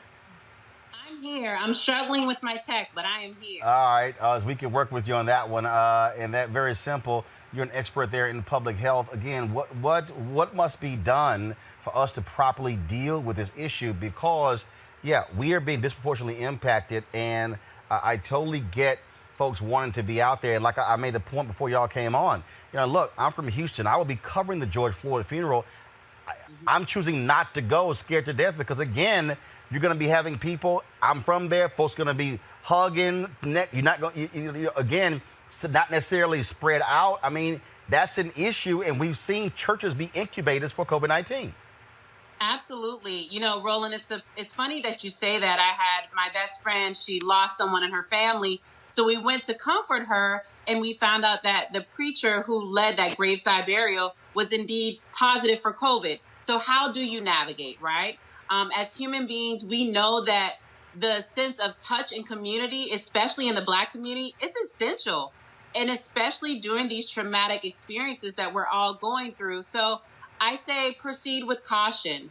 We all have good sense, and we know exactly when we should be in crowds, when we should not be in crowds. I think we've been giving good directives about keeping it between 10 and below, and quarantining, as they're calling it. So only congregating with people that have been practicing the same healthy choices that you have been making as well. So using good common sense that I know we all have, but also being very cautious, because we're seeing those rates increase. And it's not because of the protesting, but because of these relaxed re-entry laws that we've since implemented starting Memorial Day. Questions from each one of my panelists. I'll first start with Reese Colbert.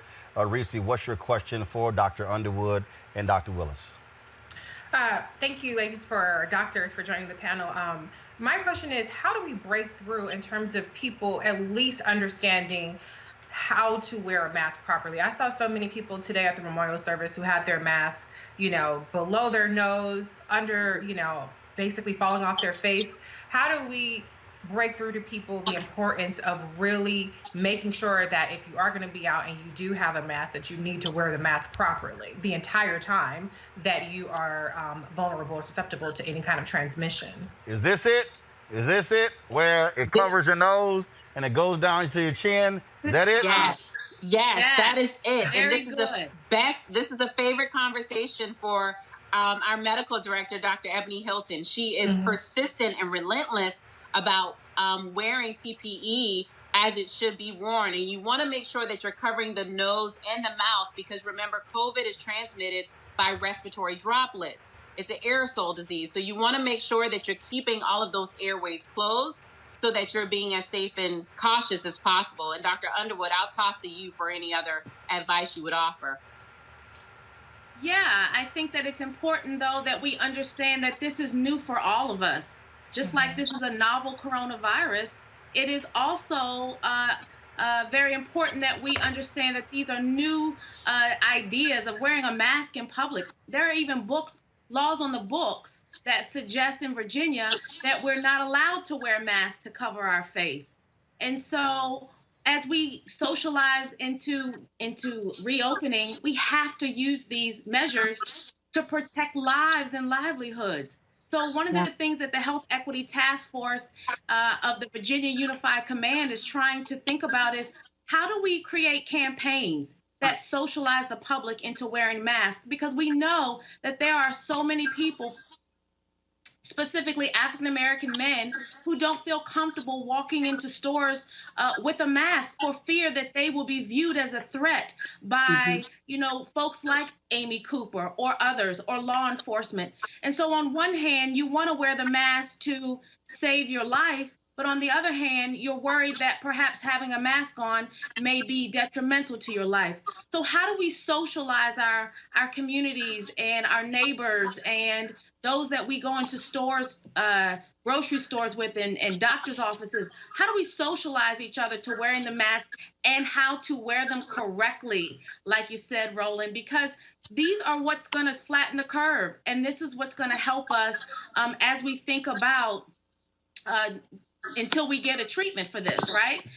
We have no treatment. So this is all we have: social distancing and wearing a mask and washing your hands. And making sure that you're not touching that mask with your face. So again, the PPE is there to protect those membranes, because we know that that's where the disease wants to go. So once you have that mask on, conditioning yourself not to touch your face, because again, you do not want to pass that virus on from your hands. So washing your hands as much as possible and making sure to cover those airways. Essential. I want to go to Greg here. I will say this here. I was watching it again. I was watching the memorial service, and there was a woman who was at the pulpit. She was talking, and she wiped her nose, touched her nose, and then placed her hand back on the podium. I was like, yeah, I know somebody's going to be touching that podium. I mean, again, it's just things you now think about. Greg, your question. And then I touched my head. Well, I done washed my hands 15 times. But, first of all, thank you, Dr. Underwood, Dr. Willis. I have a question as it relates to advice you might have for the folks who are out there protesting. I saw a lot of people with masks, a lot of people with gloves, but then I saw a lot of support stuff being handed around. Water, fruit, all kind of people. I mean, is there a protocol? And I know we're in uncharted territory, but what would you say to folks who are going to go out and demonstrate? And in your case, that anyway, I'm thinking about the police we have. I see all these police with no masks on. Is there a word for them, not just as law enforcement, but as human beings, because they themselves are susceptible? Not that I'm just saying, is there a protocol that everybody should be following at these protests? Absolutely. And I say the best way to get that message across is for you to model that. So for you to make sure that you are interceding when you see someone not wearing their mask correctly, or when you see someone that is unmasked, because the worst thing that could happen is that from this protest and this uprising, which I think is essential for us causing a revolutionary and radical change in this country, is for us to then die because of it, especially from a disease that we can prevent. And so if we do want to go out there and we want to assist our protesters, because there's a lane for everyone, and we need these people causing a radical stir in our country, we want to make sure that we're supporting them and giving them the education that they need. And so if you go out, make sure that you model, take extra masks, make sure that they have exactly what they need, take the water, but take educational information as well so that they have all of the information they need to stay safe as we change this country. Erica? Yeah, appreciate both of you ladies. One of the things that I've also kind of been reading around is people actually covering their eyes, and that when they go into supermarkets, not to necessarily have gloves on. Could you both please educate us on, do we actually also need to be protecting our eyes as well when we walk outside of our homes and engage the public? And should we or should we not be wearing gloves? Well, So go ahead. Go ahead, Dr. Underwood. I'll volley that to you. Wearing gloves is kind of like a double-edged sword, because you can wear gloves and get the virus on the gloves and then touch your face, and then you've still got the virus. So the gloves are really a deterrent to keep you from touching your face. We know that we touch our face hundreds of times during the day. And so the gloves sometimes can give you a false sense of security. But not to say that you can't wear gloves as long as you understand that you still shouldn't touch your face with those gloves. The other thing about covering your eyes is, I think it just really underscores the idea of really limiting how much you go outside. We have to have our eyes with regard to driving and navigating the landscape. And so if you think that it is not necessary for you to go out to a grocery store or go out to a particular event, then don't go, and limit how much you go out, because you are putting yourself at risk every time you go out. You cannot cover your eyes. And I'd just like to also underscore that sometimes, and there are people with disabilities or different abilities that have a hard time even with the mask on. So some masks are see-through, so that people that are reading lips can actually see someone else's lips so that they can understand what you're saying. So there are lots of different accommodations that can be made and that are being made. But I wouldn't recommend anyone covering their eyes. What I would recommend is limiting how much you go out and put yourself and your family at risk. Absolutely. All right. Well, we certainly appreciate both of you for the advice. Dr. Underwood, Dr. Willis, we certainly appreciate it. Thanks a lot. Thank you for having us. All right, folks, going to go to a quick break. We're going to come back. Ooh, cops going acting a fool in North Carolina, destroying a medical tent for protesters. Also, Drew Brees not having a good week. Other athletes giving him hell, and he drops an apology. Crazy ass white people. Lord, we've got so many contestants, we can't even pick one. We'll break it down. Roland Martin Unfiltered, back in a moment. You want to support Roland Martin Unfiltered? Be sure to join our Bring the Funk fan club. Every dollar that you give to us supports our daily digital show. There's only one daily digital show out here that keeps it black and keep it real as Roland Martin Unfiltered. Support the Roland Martin Unfiltered daily digital show by going to RolandMartinUnfiltered.com. Our goal is to get 20,000 of our fans contributing $50 each for the whole year. You can make this possible. RolandMartinUnfiltered.com.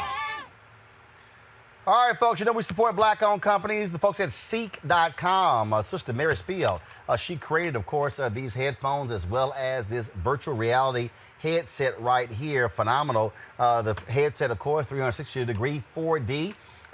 It's unbelievable sound. In addition to the VR headset, you see right here, if you, of course, just pop it open, slide your phone right into it. You can look at the content on Ceek.com as well as other 360-degree videos. It's really, really great. All this created by this sister, black-owned, folks. Go to Ceek.com, Ceek.com. Put in this code right here, RMVIP2020, RMVIP2020, and you can actually get that. And so, of course, using that code, part of the proceeds go back to our show. This is what we do. Black businesses, helping black businesses, all been able to grow and thrive together. And so we certainly appreciate partnering with them. All right, folks, we've been talking about all the craziness with the cops. Check this out. A video has been released that shows police destroying medical station in an Asheville, North Carolina protest. Watch this. The police are now stabbing water bottles with knives and pouring all the water out onto the ground. You're destroying This is the Asheville Police Department. The curfew is in effect. Please leave the area peacefully. Thank you. It's not peaceful! It's not peaceful, you f***ing asshole! It's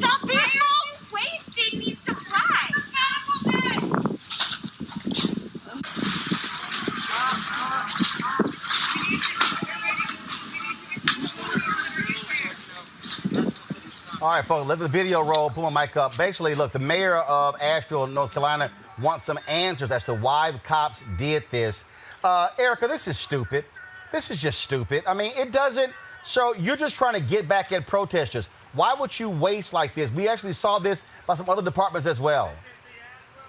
Absolutely. We saw this happen in the District of Columbia. And my question is, on whose authority did they destroy the estimates of about $700 of supplies? And in even thinking about Asheville, North Carolina, Asheville is 80+% white. The population of Black and other people of color is, when you add them all up, is about maybe 18% when you add Black and other folks as well. And so what we're seeing are people who are non-Black that are really getting a small glimpse of what Black folks that lead, that are grassroots organizers get in terms of engagement with the police department. So that the mayor, who again has oversight over the police department, needs to follow up with the community to talk about what actionable measures have taken place since the time that the police, and these are taxpayer-funded public servants, since those people felt that they were able to do what they were able to do. It's just stupid. Reese, it's stupid. It's water. Like, what? Look, okay, fine, your curfew, they're going to take it back. You don't just look at this curfew. Is that, it's food, it's snacks. It's just stupid. What it is, it's looting. Okay, they always want to talk about, make Black people the face of looting or make Black people the face of violence and these protests that are happening. It's the cops that are looters. Okay, there's absolutely no justifiable reason whatsoever. These water bottles do not pose a public safety threat to these cops who are basically just acting like animals, all right? And so it's sickening to see this over and over again. What they're trying to do is they're trying to create as unsafe conditions as possible, going after a medic, so that they can't service people who, like, for instance, Justin Howell down in and I can't recall the state exactly off the top of my head because there's so many of these cases, who was hit by a rubber bullet and is in critical condition now. And the cops hit the person who was trying to attend to them, the paramedic, with a rubber bullet as well. And so this is just more of them really flexing their brutality. That's all. And why people need to be in the streets in the first place. Greg, this is why people don't like police. You don't have to do this. I mean, again, if you're cops trying to enforce a curfew, there's a way to be reasonable in talking to citizens. Sure, but they may have had to do it, Roland. Not thinking about the uniform they wear or the police function they assume, but the human beings underneath the uniforms. David Zack, the police chief, said, "I apologize for not being able to constrain these, to confiscate rather, these supplies last night." And I think that was probably more true than he could admit. The reason they weren't able to constrain, to contain these supplies, to confiscate these supplies rather, is because these are tiny pieces of men. They're searching for their manhood underneath those crushed water bottles, and they're stabbing the ground with their proxy phalluses. The idea is that they are somehow searching for some sense of their humanity. They stomped on those bottles because they are pieces of men. They stabbed those bottles because they're searching for some phallic dominance in a society where they joined the police force for this exact thing. So when the police chief, who should be fired but won't be fired, apologizes for not being able to confiscate, right, what he's basically saying is, I can't contain this urge because these are the people we have recruited to this fascist outfit called the police. All right, folks, let's go to this story. Boy, huge story. Man, did New Orleans Saints quarterback Drew Brees step into it. Yesterday, we showed you the video. We're going to play it again today, where Drew Brees did an interview with Yahoo Finance. And for some reason, he decided in the midst of all of this to talk about the U.S. flag. Y'all got the video? Everyone is looking back now at Kaepernick's protests from a few years ago, and obviously they were always about police brutality, and now it's coming back to the fore, and a lot of people expect that we will see players kneeling again if and when the NFL season starts. I'm curious how you think the NFL will and should respond to that, and of course, you're such a leader in the league. What is your responsibility as a leader in times like this for the rest of your teammates and players in the league? Well, I will never agree with anybody disrespecting the flag of the United States of America or our country. Let me just tell you what I see or what I feel when the national anthem is played and when I look at the flag of the United States. I envision my two grandfathers who fought for this country during World War II, one in the Army and one in the Marine Corps, both risking their lives to protect our country and to try to make our country and this world a better place. So every time I stand with my hand over my heart, looking at that flag and singing the national anthem, that's what I think about. And in many cases, it brings me to tears, thinking about all that has been sacrificed, not just those in the military, but for that matter, those throughout the civil rights movements of the 60s, and everyone and all that has been endured by so many people up until this point. And is everything right with our country right now? No, it's not. We still have a long way to go. But I think what you do by standing there and showing respect to the flag with your hand over your heart is it shows unity. It shows that we are all in this together, we can all do better, and that we are all part of the solution. Well, it was fever in the Funk House. NFL athletes, including some of his teammates, not happy at all. Ed Reed, Hall of Famer, safety, had this to say, looking like Frederick Douglass while he did it. I'm going to just get straight to it. I see Drew Brees trying to do his part in keeping black folk down. You're a straight sucker for that shit, Drew Brees. We all got kids, so I'm going to try to mind what I say right now. Drew Brees, you're a straight sucker, man. You're a sucker for that, bro. Why you think all these young people out here protesting? Why you think they out here protesting? The looting, I can see you speaking on the looting and saying that's bad, you don't support that. But why you think all these young people out here protesting? I really ain't got no more words for you, bro. You're a sucker, man. Straight BS, man. Straight BS. And for all my Saints fans, for all my New Orleans people who still like your ass just because they want to win games, y'all right with them. You understand? Drew Brees, you're a sucker. You're going to be a sucker. You understand? Punk, man. Steven Jackson, very close friend of George Floyd, said this. Shout out Michael Thomas, man. Way to hold Drew Brees accountable, Mike. I don't give a damn if he throw you all them touchdowns. Hold his ass accountable.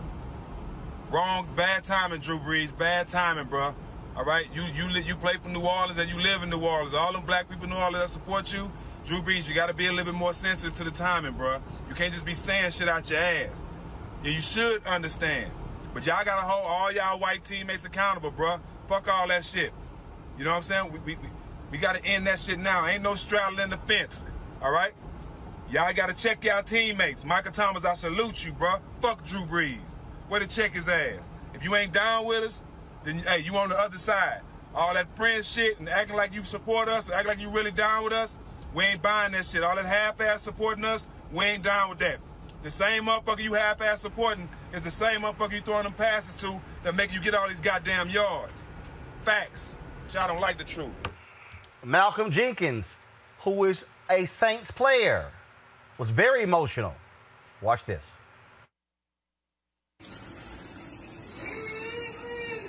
Yeah, I promise you this,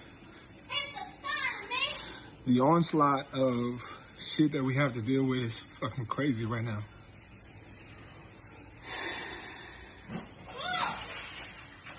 Drew Brees, if you don't understand how hurtful, how insensitive your comments are, you are part of the problem. To think that because your grandfathers served in this country and you have a great respect for the flag, that everybody else should have the same ideals and thoughts that you do is ridiculous. And it shows that you don't know history. Because when our grandfathers fought for this country and served, and they came back, they didn't come back to a hero's welcome. They came back and got attacked for wearing their uniforms. They came back to racism, to complete violence. And then here we are in 2020 with the whole country on fire. Everybody witnessing a black man dying at the hand, being murdered at the hands of the police, with his just in cold blood for everybody to see.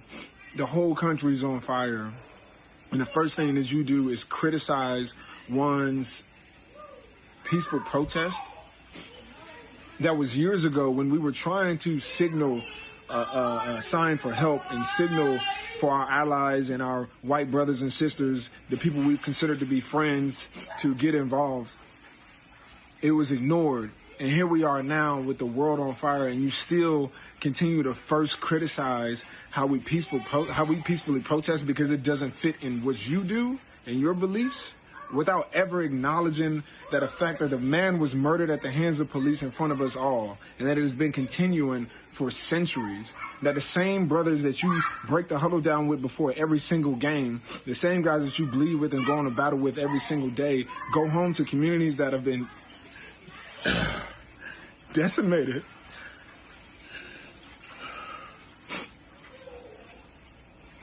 Drew, unfortunately,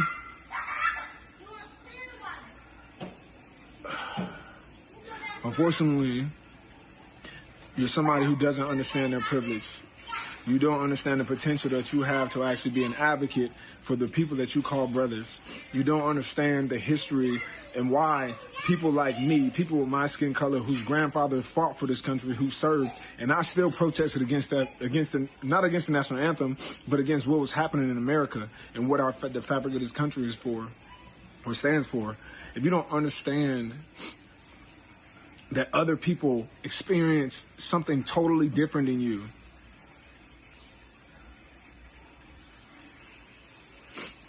then when you talk about being the brotherhood and all this other bullshit, it's just lip service, or it's only on the field. Because when we step off of this field and I take my helmet off and I'm a black man walking around America and I'm telling you I'm dealing with these things, I'm telling you my communities are dealing with these things, and your response to me is, don't talk about that here. This is not the place. Drew, where is the place, Drew? I'm disappointed. I'm hurt. Because while the world tells you that you're not worthy, that your life doesn't matter, the last place you want to hear from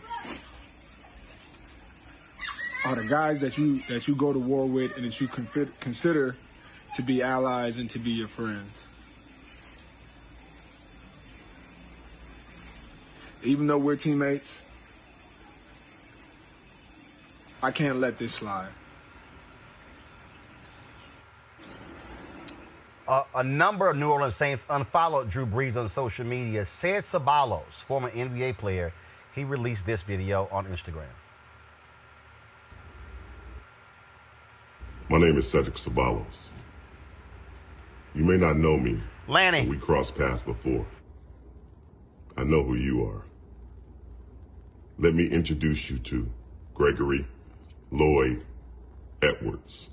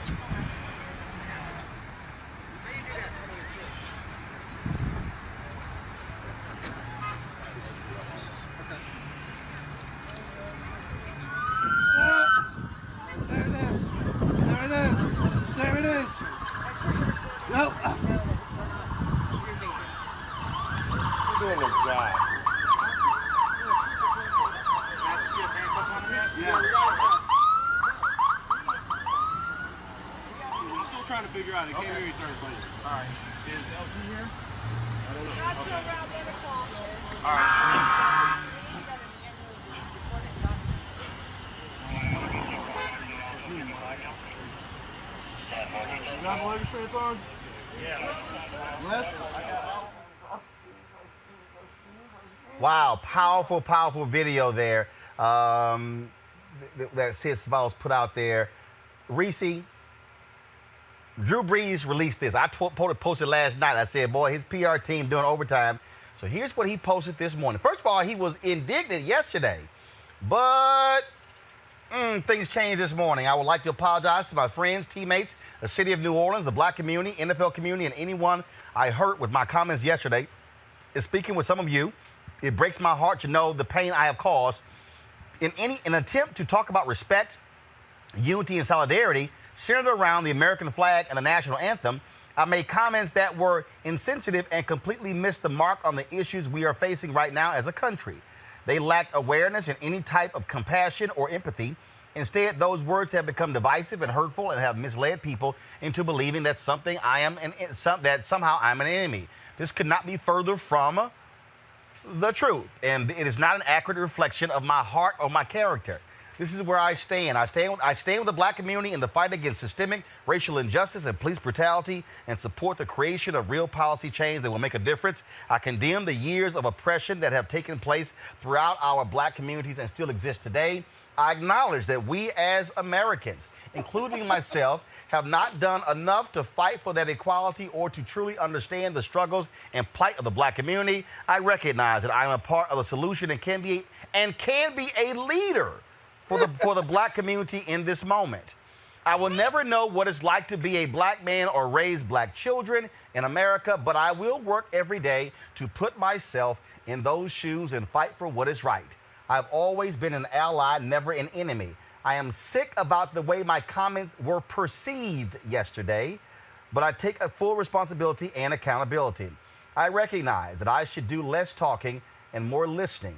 And when the black community is talking about their pain, we all need to listen. For that, I am very sorry, and I ask your forgiveness. Reese. Listen, I'm going to echo the very wise words of Steven Jackson. Fuck Drew Brees. Fuck him and all these fake-ass allies that sit up there and put these black squares, that put these PR release statements out there, and their actions say the exact opposite of what they are trying to telegraph to people. This shit is not a game to black people. People that are out there putting their lives on the line, risking coronavirus and all the other things, and risking more death and more brutality from the cops. This shit is not fun. It's not an Instagram game.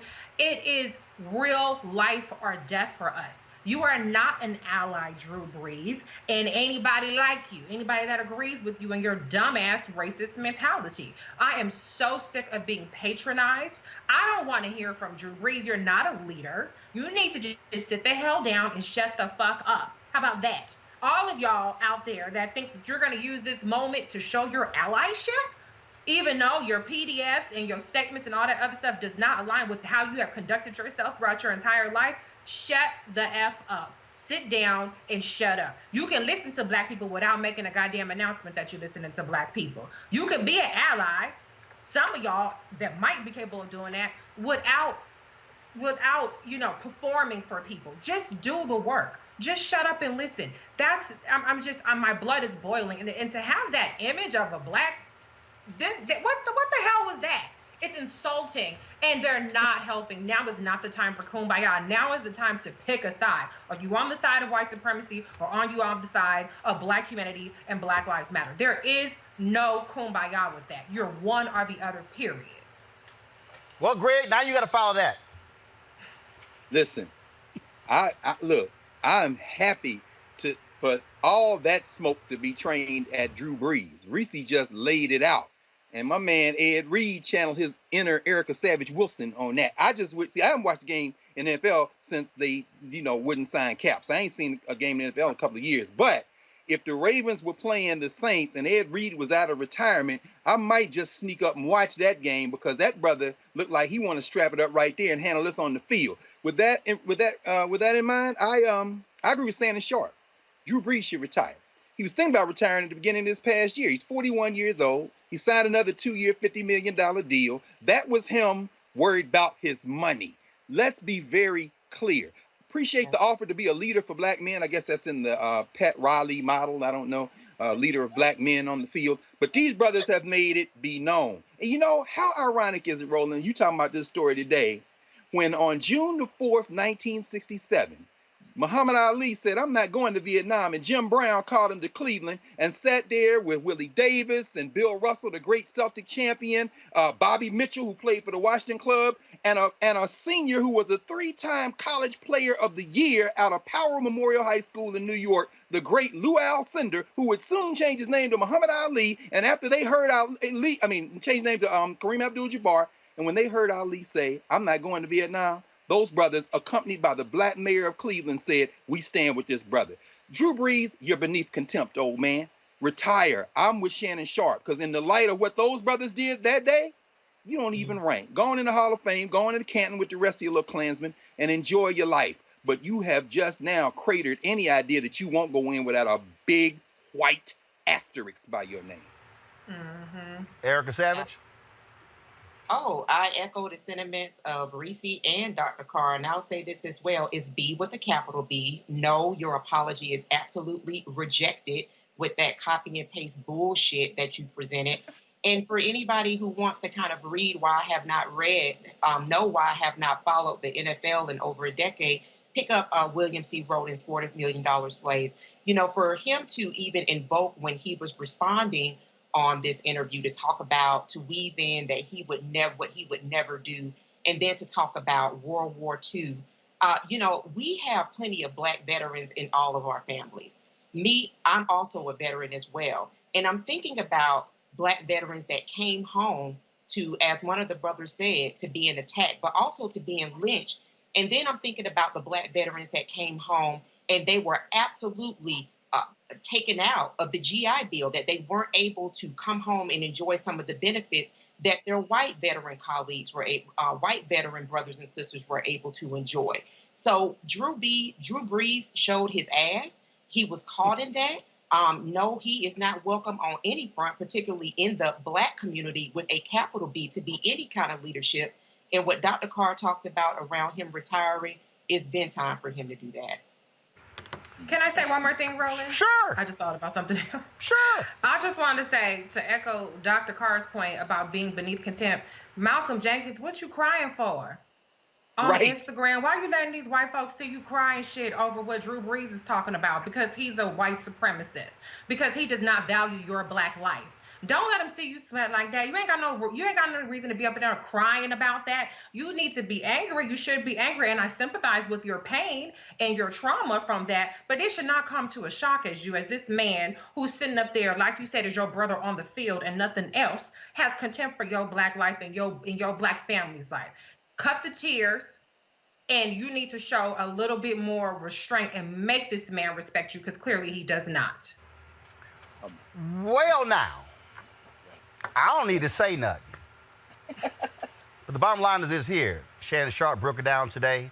Martellus Bennett, if y'all have not seen Martellus Bennett's timeline on Twitter, go see it. He laid it out. He was real swamped today. We're going to get him on the show next week.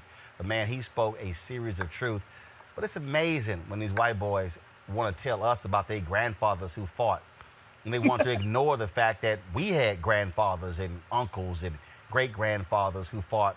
Yet when they came back, were not treated like heroes. They were treated like they were the enemy. We had grandfathers and great-grandfathers who fought the Germans, who fought the folks over there in Italy, who fought the fascists, who fought the Nazis. Yet there were Nazi POWs who were put in cars ahead of Black troops.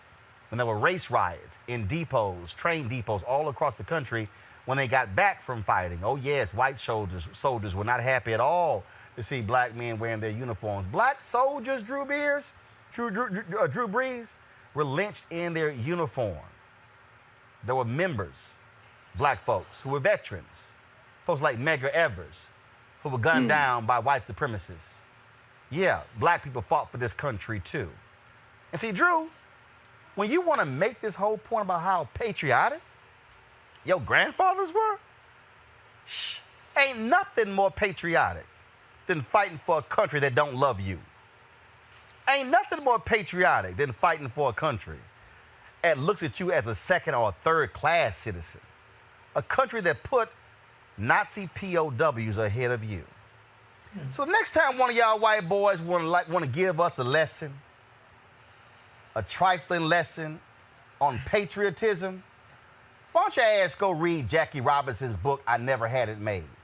The same Jackie Robinson who they tried to court-martial in El Paso, Texas, because he stood up to white supremacy. Yeah, TNT years ago did a movie on it starring Andre Braugher. The same Jackie Robinson, member, veteran, military, who wrote in his book he would never say the Pledge of Allegiance or stand for the flag or sing the national anthem because he knew exactly what white folks thought about him, who titled his book, Drew, I Never Had It Made, because he said, that's the case. If there's one black person who's not free, then I never had it made. You're going to think twice next time before you sit here and stand there and praise that flag waving and oh, what it mean, and I will never. Really? Bet your ass never going to make that mistake again. I bet you're going to think twice when you go to that White House again taking pictures with Donald and Melania. Yeah, it's going to be a real interesting locker room in New Orleans. And trust me, ain't going to be no second line taking place. Well, it might be a second line because it might be the second line for the funeral of your career. I'm just saying. All right, folks, I want to give a shout out to folks who have supported our show, joining our Bring the Funk fan club. I got so many crazy-ass white people cases. I ain't even got time to get to them. We're going to deal with those tomorrow because in 5 minutes I got to do this Zoom with the National Cares Mentoring Project. So let me read some of the names of the people, of course, who supported us with our Bring the Funk fan club. So I got through the A, B's, and C's yesterday. Let me get down to the D's. All right, let me get to this teleprompter to get down to it. All right, let's see if I can get with it. Dale, Damon Hawkins, Darnell Simon, Darrell, David L. Frank Sr., Deborah Frazier, Deidre Franklin, Dolores, Dimitri Dunbar, Demetrius Frazier, Demetrius Williams, Dina Bowen, Dina O, Dion Francis, Derek Hunt, Deshandra Edwards, Deshandra Jackson, Diane Singleton, Dolly Mathis, Dwight Red, Etna Wingfield, Effie Coley, Elizabeth Garman, Elliot Clark, Erica Savage Wilson, Erica Freeman Prothal, Eva Wilburn, Farida Miller, Farron, Frederick Carroll, Garcia, Gail West, Gentry Pitts, Gerald Davis, Gerald Ramsey, somebody said gift card, Gil Ing, Giselle, Grace, Gregory Fields, Gregory Gibson, Gwendolyn Carter, Hod Smith, Herlon Pascal, Hollis Hopkins, Honey Ohana Tanae, Horace Woods, Jacqueline Young, James Green, James Robinson, also Jamie Worthy, Jane Sakuro, Janet Harris, Janice Alston, Janice Washington, Jermon Holmes, Solutions, Jarvis Waters, Jeanette Russell, Janine Frazier, Jeffrey Scribner, Jennifer Ellis Jackson, Jerry Henderson, Jerry Thomas, Jesse Peterson, Jessica Foreman, Jessica Henderson, Jessica Owen, Jill Hendricks, Joan Warren, Jody Robinson, Joe Curtis Grubbs Jr., John Hodge, John Moore 64, John Williams, Jones, Joshua Henry, Joyce Moore, Judah Smith, Jivette Dobson, Kamala Bell, Carlin Frazier, Carolyn, Kathy Dean, Kay Strickland, Keith Antoine, Kittler Jones, Kermit Pitts, Kimberly Creasy, Kimberly Marshall, Kimberly Vaughn, Krista Hines, Katina Hayes, L.R. Cambridge, Larita Cormier, Larry Johnson, LaShawn Joshua, LaShandria Allen, Lauren Smith, LaVonda Fletcher, LaVonda Gardner, Lanice Shahid, Leon Fervin, Leonard Long, Leslie Fun, Lisa Ward, Lloyd Wills, Lorraine Coleman, Lutalia Stewart, M.K. Alexander, Manuela Pascal, Mark Porras, Marsha Baltimore, Marcia Cloud, Marie Shambeck, Marjorie, Marla Singleton, Mary Brownridge, Maurice Coleman, Maurice Perry, Megan Simmons, Melvin Clemens, Melvin Murphy, Me, Myself, and I, love that one, Mia G, Michael Beckman, Michael Gibbons, Michael Gregory, Michael Hickman, Michaela Mosley, Michelle Layler, Michelle Stevenson, Majano Alexander, Mona Louise, Montre Jones, Natalie Odom Poe, Natasha Varner, Nari Berry, Omar White, Pamela Brody, Patricia Bryant, Paula Davis, Pierce Johnson, Poetic Praisers, QV 1023, R. Byam, Renee Good, Renee Green, Rhonda Buckingham, Roberta Morgan, Robin Williams, Rochelle Rod, Roger Pearson, Rodney Rambo, Roger V. Trice, Ronald E. Fields Sr., Ronald Harrison, Rondell Taylor, Rona Williams, Sammy Walthor, Sam Simeon, EMS Inc., Sarita Lathan, Sandra Powell, Selena Maduforo, Sharon Stroman, Shauna Yeldale, Sean Burns, Shay Thomas, Sheila Shonda Simmons Perry, Shireen Raul, Karate Do and Fitness Academies, S.J. Hastings Counseling and Consulting, Stanley Boss, Stephanie Freeman, Stephanie Giampi Darkwa, Steve Richards, Stephen Houghton, Sybil Lee, Sylvia Moore, Tanika Yarbrough, Tanya Alexander, Tasha Johnson, Tashana Freeman, Tashika McAllister, Tawanda, Teddy, Tanisha Waldo, Teresa Babers, Teresa Clemens, Terrence, Prince, Terry Gordon, Terry Mailer, Tessera Lawson. That's my commercial. The Circle of Excellence Network. Tony Younger, Tony Canada, Tony Foster, Tasha Corprew, Tracy Jarmon, Tracy McFarling, Trent Robbins, Trina Hodges, Tonya Griffin, Tawana Carter, Valeda Gorey, Valerie King, Victoria Langston, Vincent Willis, Willie Rouse Jr., Wyckoff, Yvonne Dawson, and Zarek Clinton. I got everybody. No, I didn't. That was some people who sent in checks. Let me give a shout out real quick. Hold up. Houston Alvin James, Davey Urban, Kelly Smith, Jimmy Waters, Kimberly France, Austin Williams, Maxine Pascal, Kay Tucker. I'm all caught up. Erica, Greg, and Reese. Woo! I want to thank everybody for joining our Breed the Funk fan club. Thank you so very much. Your dollars go to support this show, make it possible for us to do what we do, to cover the stories that we cover. So here's my plan for the George Floyd funeral. So I'm not going to physically go, but here's the piece. I've talked to some Texas Southern University students or professors there. They're going to have some of their people going to be at the rally. So we have the technology. I just want y'all to understand why your dollars matter. So we have a particular unit, costs us about $15,000, which allows for us, when we live stream our live view unit, they have a new thing called an LU Smart. It's $245 a month. It's an app. So what happens is we send somebody a link to their Android or iPhone. They're able to download the app. They can connect to our signal. And so what we're going to try on Saturday, Monday, and Tuesday is to find somebody who's going to be at the Floyd event in North Carolina, and Monday and Tuesday, for us to be able to live stream those events. That's what your dollars go to support. So not only are supporting the show, but we're paying those HBCU students for the work that they do. Tell me what other network or black show is doing that. I thought so. Go to RolandMartinUnfiltered.com. If you want to support us via Cash App, $RM Unfiltered. PayPal, paypal.me/RMartinUnfiltered. Venmo is venmo.com/RM Unfiltered or at RM Unfiltered. You can also send us a cashier's check money order to New Vision Media, Inc., 1625 K Street Northwest, Suite 400, Washington, D.C., 20006. Again, folks, we want to be independent. We want to be free, clear, to be unapologetically black. I'll see you guys tomorrow.